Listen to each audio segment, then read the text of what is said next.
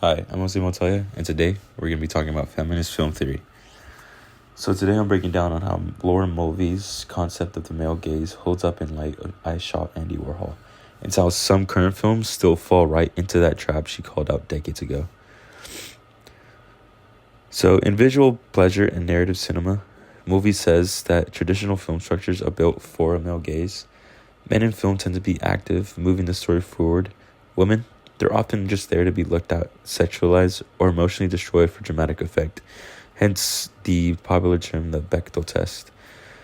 She talks about scopophilia, pleasure in looking, and ego libido, pleasure in identifying with a character. In most mainstream films, these two combine to put the male viewer in control of how women are shown and used in the story. But I Shot Andy Warhol completely flips that.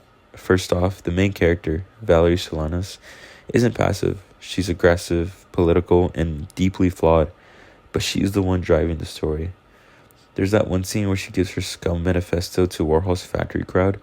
It's just tense, chaotic, and makes the viewer uncomfortable, but that's the point. It disrupts the male fantasy. She's not there to be desired, she's there to dismantle the system. Second, there's no glamorization of her pain. Even when Valerie is in emotional distress or spiraling, the camera doesn't linger in a seductive way. It's raw, ugly. The film refuses to invite us into voyeurism. Instead of making her an object, it forces us to confront her subjectivity, even when it's messy or uncomfortable. Now let's look at a film that still runs on Mulvey's male gaze idea, Babylon, in 2022, directed by Damien Chazelle.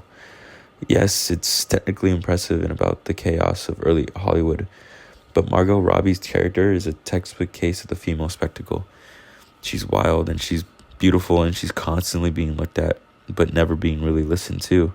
Her pain and eventual downfall feel far more like tragic eye candy than a serious critique.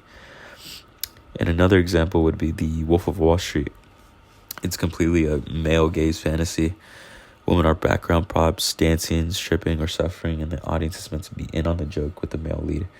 And that's exactly what Mulvey warns us about. It also doesn't help that this is also frat guys' favorite movie.